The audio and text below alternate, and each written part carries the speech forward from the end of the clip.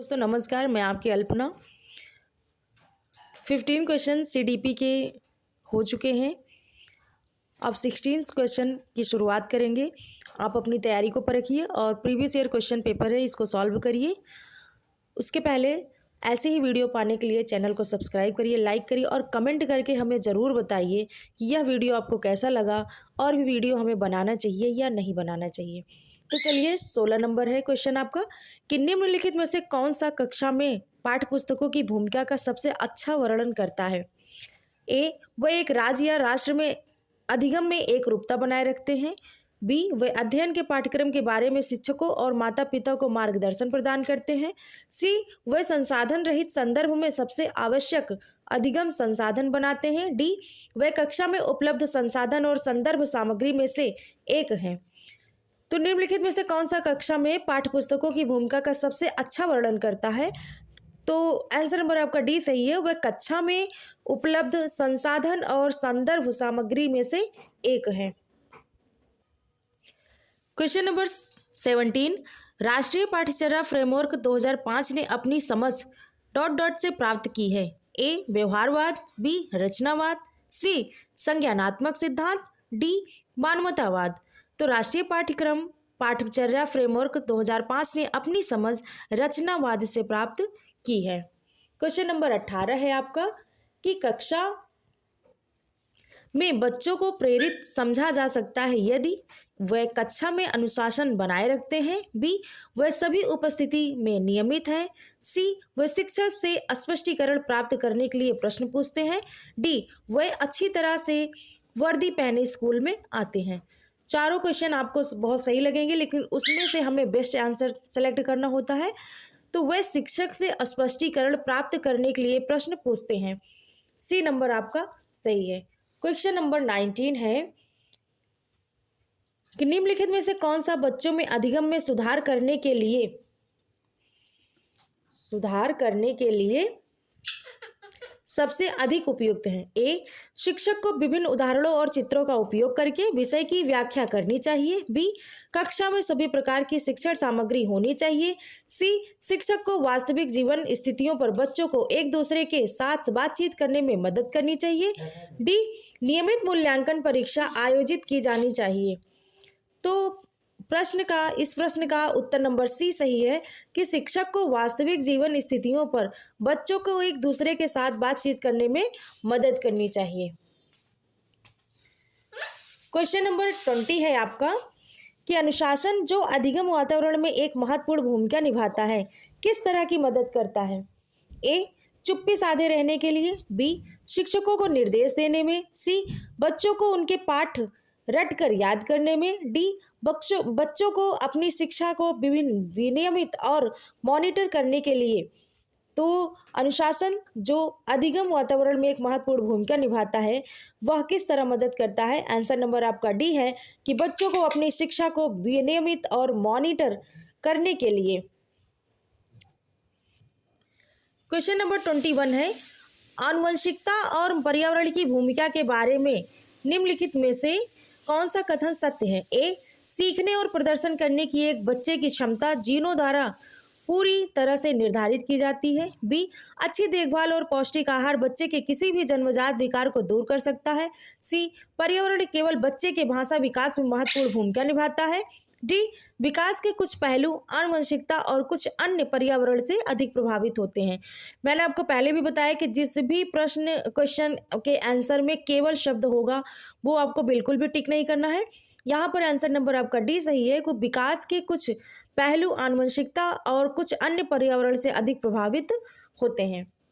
Question number आपका 22 है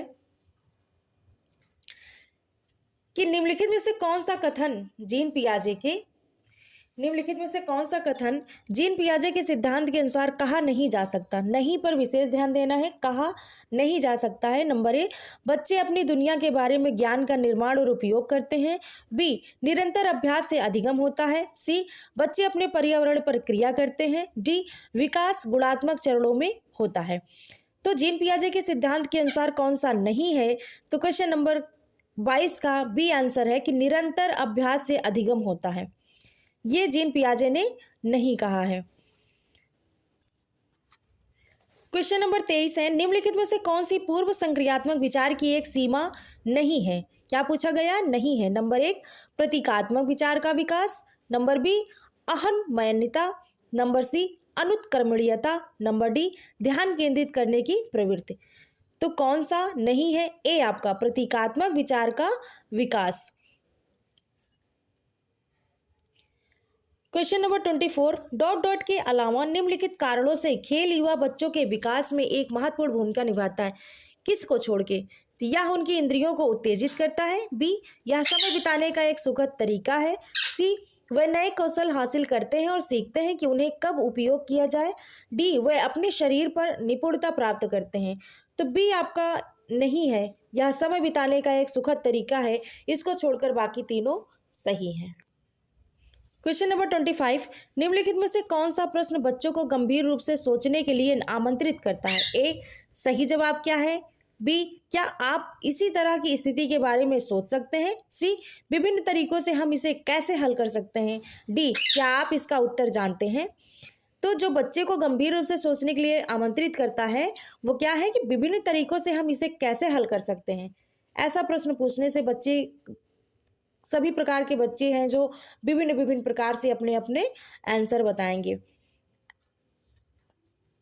question number 26, निम्नलिखित में से कौन सा विकल्प प्रगतिशील शिक्षा का सबसे अच्छा वर्णन करता है?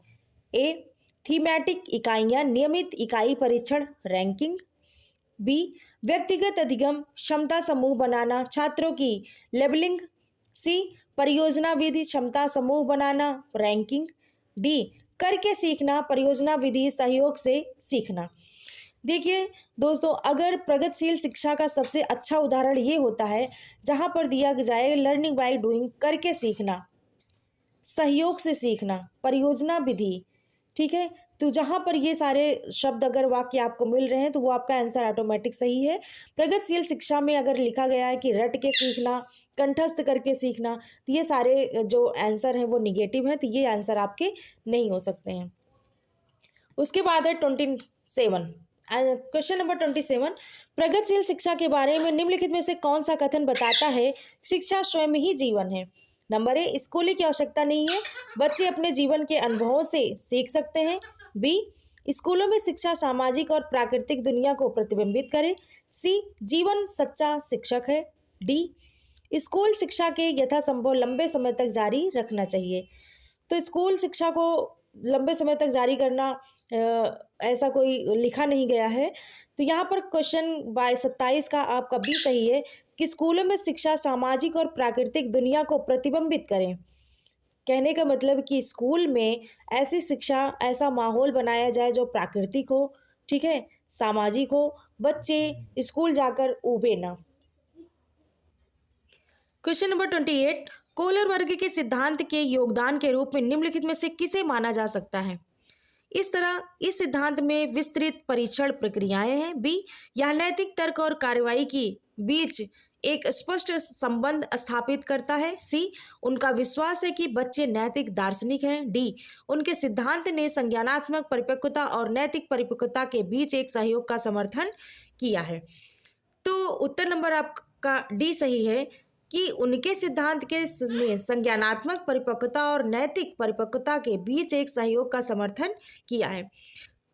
कोहलर वर्ग का जो सिद्धांत है वो नैतिक सिद्धांत से संबंधित है। जहाँ पर भी आपको नैतिक शब्द दिखे कोहलर वर्ग ने दिया है, ऐसा समझ लीजिएगा। क्वेश्चन नंबर 29 है कि निकटवर्ती विकास का क्षेत्र संदर्भित करता है, ए उस विकासात्मक चरण को जब बच्चा सीखने की पूरी जिम्मेदारी लेता है, बी एक संदर्भ को जिसमें बच्चे सहयोग के सही स्तर के साथ कोई कार्य लगभग स्वयं कर सकते हैं। तो यहाँ पर क्वेश्चन नंबर निकटवर्ती विकास का क्षेत्र संदर्भित करता है, आंसर नंबर आपका बी सही है कि एक संदर्भ को जिसमें बच्चे सहयोग के सही स्तर के साथ कोई कार्य लगभग स्वयं कर सकते हैं। क्वेश्चन नंबर 30 और लास्ट क्वेश्चन है कि एक उभयलिंगी व्यक्तित्व कैसा होता है? में आमतौर पर माने गए मर्दाना और स्त्री गुणों का समायोजन होता है, बी में दृढ़ और अहंकारी होने की आदत है, सी समाज में प्रचलित रूढ़िवादी लिंग भूमिकाओं का पालन करता है, डी स्त्री लक्षणों वाले पुरुषों को संदर्भित करता है। तो एक उभयलिंगी व्यक्तित्व कैसा हो सकता है कि आमतौर पर माने गए मर्दाना और स्त्री गुणों का समायोजन होता है, कि जिस भी इंसान में मर्दाना और स्त्री गुणों का समायोजन होता है, दोनों गुण पाए जाते हैं, वो आप क्या होते हैं, उभयलिंगी होते हैं। तो यहाँ पर आपके 15 क्वेश्चन समाप्त होते हैं। इसके पहले मैंने वीडियो डाला है, 15 क्वेश्चन उसमें थे, आप जाकर वहाँ देखिएगा ज़रूर और सभी क्वेश्चन को सॉल्व करिए और चेक करिए आपने कितना सही किया है। और भी वीडियो पाने के लिए चैनल को सब्सक्राइब करिए, लाइक कमेंट ज़रूर करिएगा। हाँ, कमेंट में ज़रूर बताइएगा कि वीडियो आपको कैसा लगा। अगर ऐसे ही वीडियो पाना है तो प्लीज़ ज़रूर एक बार कमेंट में ज़रूर बताइएगा। Bye bye.